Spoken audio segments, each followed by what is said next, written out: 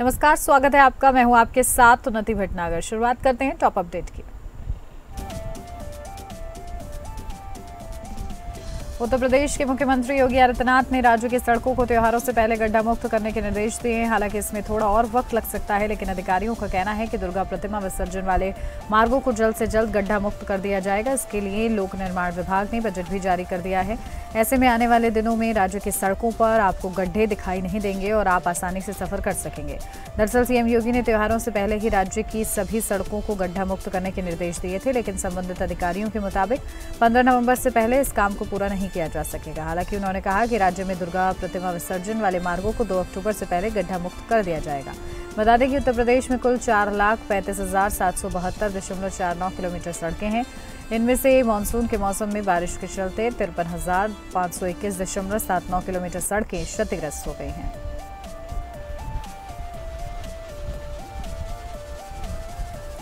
बिहार चुनाव से ठीक पहले कांग्रेस पटना में वर्किंग कमेटी की बैठक हुई, जिसमें राहुल गांधी के साथ साथ सोनिया गांधी और प्रियंका गांधी भी शामिल हुई।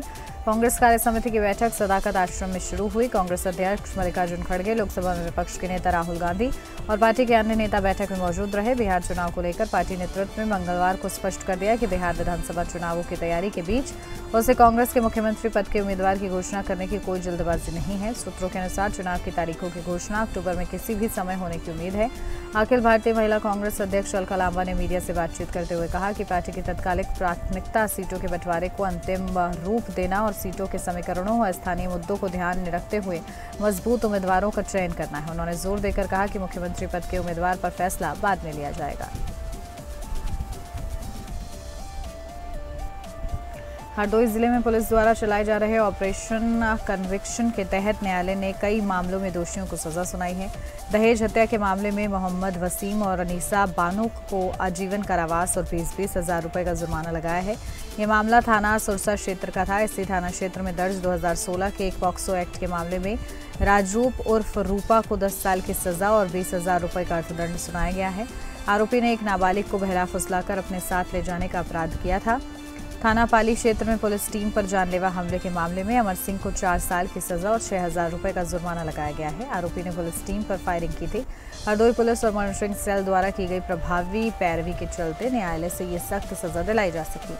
पुलिस का कहना है कि इस अभियान का उद्देश्य अपराधियों को सजा दिलाकर जिले में कानून व्यवस्था को मजबूत करना है। सभी दोषी अभियुक्त हरदोई और फर्रुखाबाद जिले के रहने वाले हैं।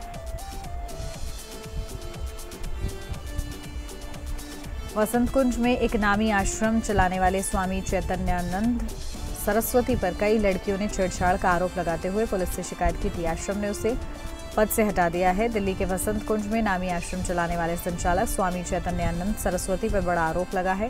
आश्रम संचालक पर आरोप है कि उसने करीब 15 छात्राओं से छेड़छाड़ की है। मामले में एफआईआर दर्ज करते हुए वसंत कुंज पुलिस ने जांच शुरू कर दी है। वहीं बताया जा रहा है कि स्वामी चैतन्यानंद सरस्वती फरार चल रहा है। आरोपी का नाम चैतन्यानंद सरस्वती उर्फ पार्थ सारथी है। उसकी वॉल्वो कार से फर्जी 39 UN 1 नंबर भी मिला है।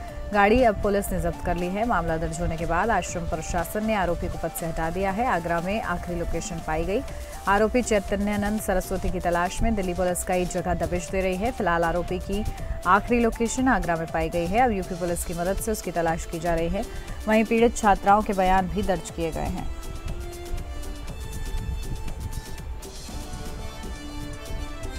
अमरोहा जिले की नौगांव सादात पुलिस ने एसओजी और सर्विलांस टीम की मदद से रोजगार सेवक राजकुमार की सनसनीखेज हत्या का राजफाश कर 3 आरोपियों को गिरफ्तार कर लिया है। पुलिस ने घटना में प्रयुक्त सफेद बुलेरो और स्प्लेंडर प्लस मोटरसाइकिल भी बरामद की है। 30 अगस्त की शाम रोजगार सेवक राजकुमार की संदिग्ध सड़क दुर्घटना में मौत हुई थी।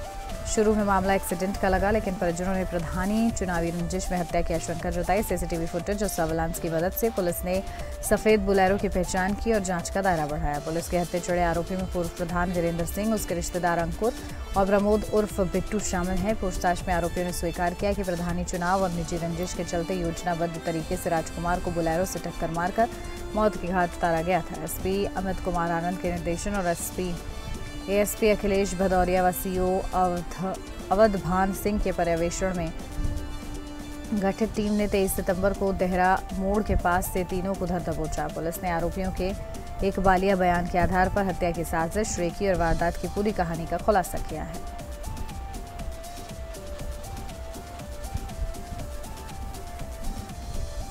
मैनपुरी जनपद के किशनी थाना क्षेत्र के गांव वराहा में चोरी की एक सनसनीखेज घटना सामने आई है, जिसने पुलिस की कार्यशैली पर सवाल खड़े कर दिए हैं। जानकारी के अनुसार 19-20 की रात एक नामजद चोर ने घर में घुसकर बक्से का ताला तोड़ा और उसमें रखे कीमती जेवरात चुरा लिए। बक्से से सोने की 4 अंगूठियां, एक लर, एक पेंडल और एक चांदी की पेटी और पायलें गायब मिली। चोरी के समय घर में केवल छोटे बच्चे ही मौजूद थे, जिसे देख चोर ने बेखौफ होकर वारदात को अंजाम दिया। घटना की सूचना पीड़ित परिवार ने तुरंत 112 नंबर पर पुलिस को दी, जिसके बाद पुलिस मौके पर पहुंची और जांच की। लेकिन हैरानी की बात यह है कि 3 दिन बीतने के बावजूद स्थानीय थाना पुलिस द्वारा कोई कार्रवाई नहीं की गई। पीड़ित लगातार थाने के चक्कर काट रहा है, मगर सुनवाई नहीं हो रही है। स्थानीय लोगों का कहना है कि चोरों के हौसले बुलंद हैं और पुलिस का कोई खौफ नहीं रह गया है। पीड़ित परिवार न्याय की गुहार लगा रहा है। अब देखना होगा कि पुलिस आगे क्या कार्रवाई करती है।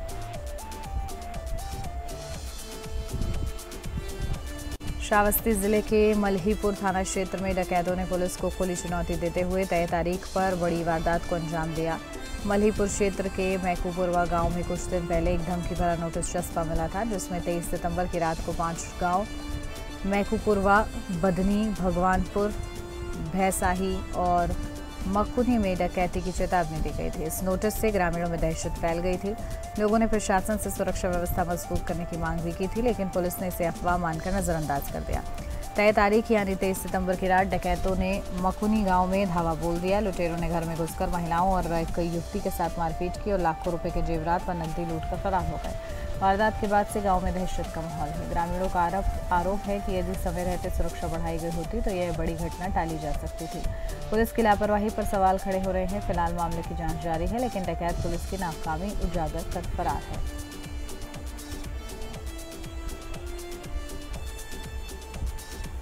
लोनी बॉर्डर थाना क्षेत्र के अंतर्गत आने वाले गांव टीला के व्यस्त चौराहे के पास उस वक्त हड़कंप मच गया जब वहां पर स्थित नाले में एक अज्ञात युवक का शव पड़ा मिला। मृतक की उम्र लगभग 30 वर्ष बताई जा रही है। शव देख स्थानीय लोगों ने तुरंत पुलिस को सूचना दी, जिसके बाद पुलिस मौके पर पहुंची और शव को कब्जे में लेकर पोस्टमार्टम के लिए भेज दिया। स्थानीय निवासियों ने सुबह नाले के पास दुर्गंध महसूस की, जिसके बाद जब कुछ लोग नाले के पास गए तो उन्होंने उसमें युवक का शव पड़ा देखा। ये खबर आग की तरह इलाके में फैल गई और मौके पर भीड़ जुट गई। मृतक युवक की शिनाख्त अब तक नहीं हो पाई है, जिससे मामले की गंभीरता और रहस्य बढ़ गया है। सूचना मिलने के बाद लोनी बॉर्डर थाने की पुलिस टीम मौके पर पहुंची और क्षेत्र की घेराबंदी कर जांच शुरू की। शव की स्थिति को देखकर प्रथम दृष्टया मामला संदिग्ध प्रतीत हो रहा है। पुलिस अधिकारियों का कहना है कि पोस्टमार्टम रिपोर्ट के बाद ही मौत के असल कारणों का पता चल पाएगा। फिलहाल पुलिस आसपास के थानों में दर्ज गुमशुदगी की रिपोर्ट को खंगाल रही है, ताकि मृतकों की पहचान की जा सके। वहीं नाले के आसपास लगे सीसीटीवी कैमरों की फुटेज भी खंगाली जा रही है, जिससे ये पता लगाया जा सके कि युवक नाले में कैसे पहुंचा, खुद गिरा या फिर किसी ने हत्या कर उसे वहां फेंका। ग्रामीणों ने घटना को लेकर भय और चिंता का माहौल है। पुलिस का कहना है कि हर एंगल से जांच की जा रही है और जल्द ही सच्चाई सामने लाई जाएगी।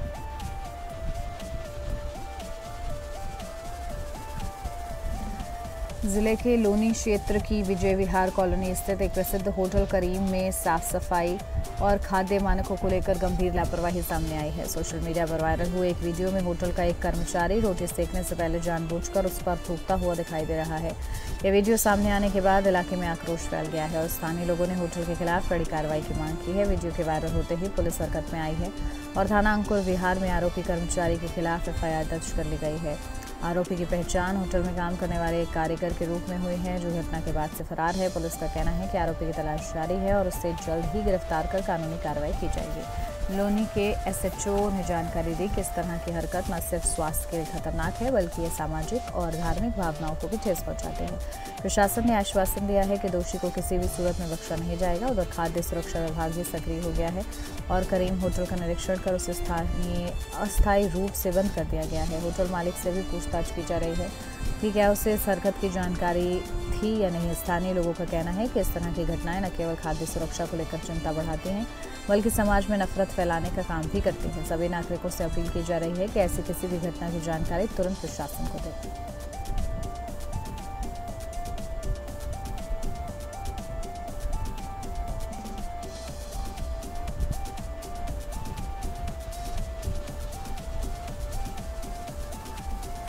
तमकुहीराज थाना क्षेत्र के लतवा बाजार में चेन स्नैचिंग के सनसनीखेज वारदात सामने आई है। मंगलवार 23 सितंबर की रात करीब 10:45 पर दो अज्ञात युवकों ने एक महिला से बात करते करते उसका मंगलसूत्र झपट लिया और फरार हो गए।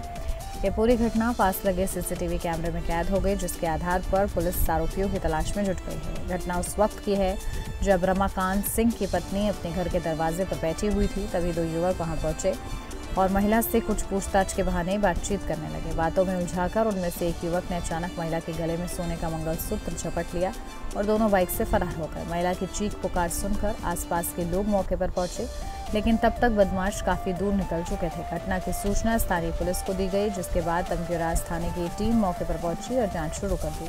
पुलिस ने आसपास लगे सीसीटीवी फुटेज खंगाले, जिसमें दोनों आरोपी साफ नजर आ रहे हैं। एक युवक महिला से बात करता दिख रहा है, जबकि दूसरा पीछे से झपटना मारता है। फुटेज के आधार पर पुलिस ने बदमाशों की पहचान की प्रक्रिया शुरू कर दी है। स्थानीय लोगों में घटना को लेकर दहशत का माहौल है। बाजार क्षेत्र में सुरक्षा व्यवस्था पर भी सवाल उठने लगे हैं। लोगों ने क्षेत्र में गश्त बढ़ाने और जल्द से जल्द आरोपियों की गिरफ्तारी की मांग की है।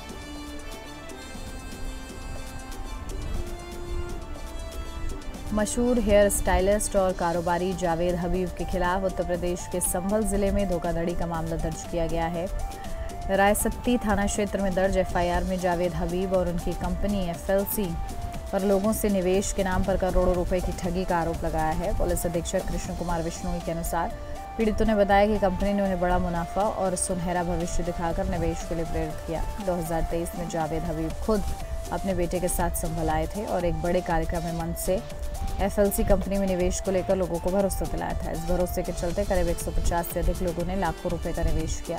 हालांकि समय बीतने के बावजूद ना तो किसी को मुनाफा मिला और ना ही उनकी मूल राशि वापस की गई। जब लंबे समय तक कोई प्रतिक्रिया नहीं मिली तो निवेशकों ने थाने में शिकायत दर्ज कराई। जांच के दौरान सामने आया कि कंपनी ने ऑनलाइन ट्रांजैक्शन के जरिए बड़ी धनराशि जुटाई, लेकिन उसका कोई लाभ निवेशकों को नहीं मिला। एसपी बिश्नोई ने बताया कि पूरे मामले में धोखाधड़ी और आपराधिक साजिश की पुष्टि हुई है। पुलिस को निवेश से जुड़े दस्तावेज, भुगतान रसीदें और अन्य साक्ष्य भी प्राप्त हुए हैं, जिनके आधार पर एफआईआर दर्ज की गई है। पुलिस गहराई से मामले की जांच कर रही है। गौरतलब है कि ये पहला मौका नहीं है जब जावेद हबीब किसी विवाद में फंसे हैं। इससे पहले भी वे एक महिला के बाल में थूकने की घटना को लेकर विवादों में आ चुके हैं। हालांकि इस बार मामला केवल विवाद तक सीमित नहीं है, बल्कि सीधे करोड़ों की ठगी से जुड़ा हुआ ये पूरा मामला है।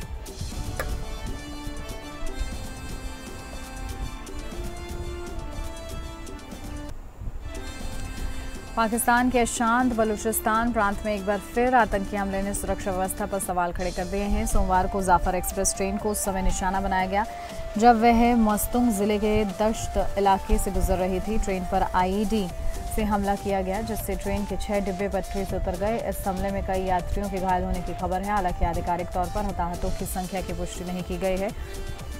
इस हमले की जिम्मेदारी बलूच रिपब्लिकेशन गार्ड्स नामक संगठन ने ली है। यह संगठन बलूचिस्तान की आज़ादी की मांग को लेकर पाकिस्तान सरकार के खिलाफ सशस्त्र संघर्ष कर रहा है। बलूच रिपब्लिकन गार्ड्स ने बयान जारी कर कहा है कि यह हमला पाकिस्तानी कब्जे और दमन के खिलाफ एक जवाबी कार्रवाई है। घटना के बाद राहत और बचाव कार्यों में देरी की खबरें सामने आई हैं। स्थानीय प्रशासन और सुरक्षा बल मौके पर पहुंचे, लेकिन दुर्गम इलाका होने की वजह से राहत कार्यों में बाधाएं आई। घायल यात्रियों को मस्तुंग और केट्टा के अस्पतालों में भर्ती कराया गया है। बलूचिस्तान लंबे समय से हिंसा और अलगाववादी गतिविधियों का गढ़ बना हुआ है। यहाँ पाकिस्तान सरकार और बलूच अलगाववादी गुटों के बीच संघर्ष चलता आ रहा है। रेल और सड़क परिवहन पर इस तरह के हमले पहले भी हो चुके हैं। यह हमला न केवल पाकिस्तान की आंतरिक सुरक्षा के लिए चुनौती है, बल्कि यह दर्शाता है कि बलूचिस्तान में हालात अब भी बेहद अस्थिर हैं। सरकार की नीतियों और सुरक्षा रणनीतियाँ एक बार फिर सवाल उठाने लगी हैं।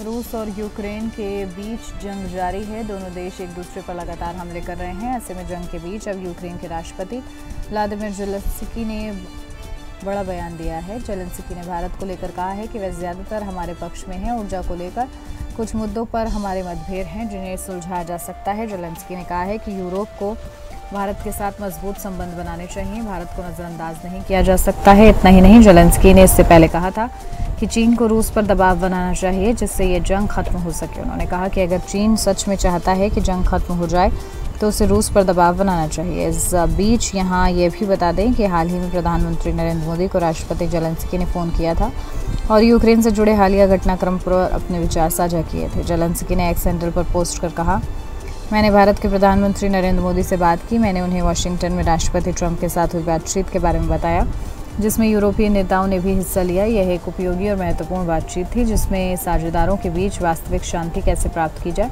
इस पर एक साझा दृष्टिकोण सामने आया। मॉस्को ने नागरिक ठिकानों पर निंदनीय हमले किए हैं और हमारे दर्जनों लोगों को मार डाला है। मैं प्रधानमंत्री को पीड़ित के परिवारों और प्रियजनों के प्रति उनकी संवेदना के लिए धन्यवाद देता हूँ। इतना ही नहीं, जेलेंस्की ने बीते सप्ताह यह जानकारी भी दी थी कि रूस ने यूक्रेन के भीतर लक्ष्यों पर 3500 से अधिक ड्रोन, 2500 से अधिक शक्तिशाली ग्लाइड बम और लगभग 200 मिसाइलें दागी हैं। उन्होंने कहा था, अब समय आ गया है कि हम अपने यूरोपीय आकाश की संयुक्त सुरक्षा एक बहुस्तरीय वायु रक्षा प्रणाली से करें।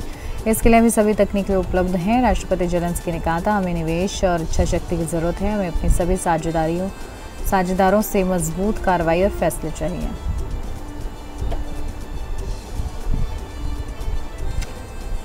ताइवान में टाइफून रागसा ने भारी तबाही मचाई है। इस तूफान के कारण पूर्वी ताइवान के हुआइलियन काउंटी में एक झील उफान पर आ गई है, जिसकी चपेट में आने के बाद कम से कम 14 लोगों की मौत हो गई।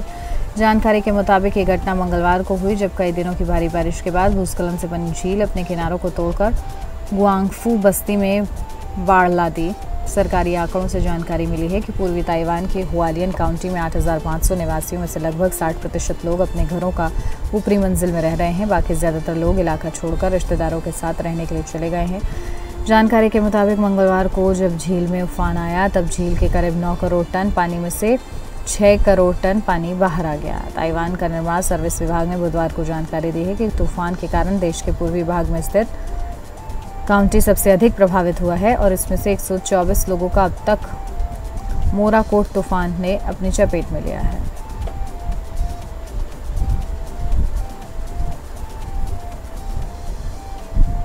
अमेरिका के राष्ट्रपति डोनाल्ड ट्रंप ने न्यूयॉर्क में संयुक्त राष्ट्र महासभा के दौरान यूक्रेन के राष्ट्रपति वोलोडिमिर जेलेंस्की के साथ मुलाकात में बड़ा बयान दिया। जब उनसे पूछा गया कि अगर रूसी विमान नाटो देशों के हवाई क्षेत्र में घुसते हैं तो क्या उन्हें मार गिराना चाहिए, तो ट्रंप ने साफ कहा, हाँ मैं ऐसा सोचता हूँ। वहीं रूस के राष्ट्रपति व्लादिमीर पुतिन पर भरोसे के सवाल पर ट्रंप ने जवाब दिया, मैं आपको 1 महीने बाद बताऊंगा। यह मुलाकात ऐसे वक्त में हुई जब रूस और यूक्रेन के बीच जंग तेज हो रही है। जेलेंस्की ने इस मुलाकात को अच्छा बताया और कहा कि बातचीत सकारात्मक रही। यूक्रेन पर रूस के हमले बढ़ते जा रहे हैं, जिसके चलते यूरोप के पूर्वी देशों में बेचैनी है। जेलेंस्की ने शनिवार को सोशल मीडिया प्लेटफॉर्म एक्स पर लिखा, हम अब अमेरिका से भी कड़े प्रतिबंधों की उम्मीद करते हैं। यूरोप अपना काम कर रहा है। ट्रंप ने पिछले हफ्ते कहा था कि वे मॉस्को पर बड़े प्रतिबंध लगाने को तैयार है, लेकिन इसके लिए नाटो देशों को रूस से तेल खरीदना बंद करना होगा। ट्रंप ने सीज फायर की कोशिश भी की, लेकिन रूस ने इसे तवज्जो नहीं दी। जेलेंस्की ने ट्रंप के साथ मुलाकात में यूक्रेन के लिए लंबे समय तक सुरक्षा की गारंटी की मांग भी उठाई, ताकि भविष्य में रूस के हमलों से बचा जा सके। हालांकि पुतिन ने चेतावनी दी है कि वे यूक्रेन में पश्चिमी देशों के सैनिकों को बर्दाश्त नहीं करेंगे। अल जजीरा की रिपोर्ट के मुताबिक रूस ने हाल ही में यूक्रेन पर 40 मिसाइलों और करीब 580 ड्रोन से हमला किया, जिसमें कम से कम 3 लोग मारे गए और दर्जनों लोग घायल हो गए।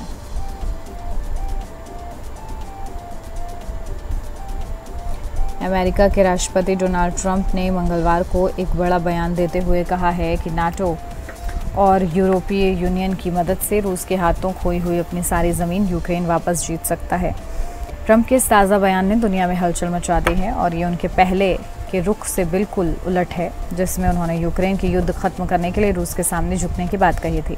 ट्रंप ने ये बात संयुक्त राष्ट्र महासभा के दौरान यूक्रेन के राष्ट्रपति वोलोडिमिर जेलेंस्की से मुलाकात के बाद कही है। मुझे लगता है कि यूरोपीय संघ के समर्थन से यूक्रेन लड़ने और पूरे यूक्रेन को उसके मूल स्वरूप में वापस लाने की स्थिति में है। समय, धैर्य और यूरोप साथ ही विशेष रूप से नाटो के वित्तीय समर्थन के साथ उन मूल सीमाओं वाली स्थिति में पहुंचने का विकल्प संभव है जिससे ये युद्ध शुरू हुआ था। ट्रंप का ये बदला हुआ रुख जेलेंस्की के लिए कड़ी कामयाबी है।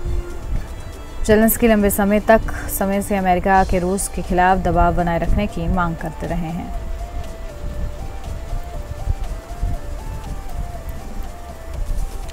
रूस और यूक्रेन के बीच जंग चल रही है। खत्म होने का नाम नहीं ले रही है। रूस की राजधानी मॉस्को को निशाना बनाकर यूक्रेन की ओर से पिछली पूरी रात ड्रोन हमले किए गए। यूक्रेन के ड्रोन अटैक को लेकर मंगलवार को मॉस्को क्षेत्र के प्रमुख हवाई अड्डों पर हवाई यातायात प्रभावित रहा। इस बीच रूस की राजधानी मॉस्को का एक वीडियो सोशल मीडिया में वायरल हो रहा है। इस वीडियो में विशालकाय कार्गो प्लेन मॉस्को के आसमान पर उड़ता हुआ दिखाई दे रहा है। ये विशालकाय कार्गो प्लेन जो सीधे रिहायशी एवं ऊंचे टावरों के नजदीक से गुजरते हुए देखा गया है। कार्गो प्लेन ऊंची इमारतों से काफी नजदीकी में उड़ता हुआ दिखा है। इसके चलते प्लेन की तेज गर्जना शहर के लोगों ने सुनी। यूक्रेनी ड्रोन हमलों के बीच इसे सुनकर मॉस्को के लोग सहम गए। इस घटना का वीडियो भी सोशल मीडिया पर सामने आया है। द सन की रिपोर्ट के अनुसार कार्गो प्लेन जानबूझकर नीचे की ओर उड़ रहा था ताकि यूक्रेनी ड्रोनों से बचा जा सके जो रात भर मॉस्को पर हमला कर रहे थे। रूसी वायु रक्षा बलों ने युद्ध शुरू होने के बाद से मॉस्को पर सबसे बड़े यूक्रेनी हमलों में से एक आने वाले मानव रहित ड्रोनों को मार गिराया है। कार्गो प्लेन एंटोनोव 124 226 फीट लंबा, 240 फीट चौड़ा और 450 टन वजनी है। ऐसे विमान को छतों से उड़ान भरते देखना आम लोगों के लिए दुर्लभ है। यह स्पष्ट नहीं है कि विमान वनुकोवो से उतर रहा था या उड़ान भर रहा था।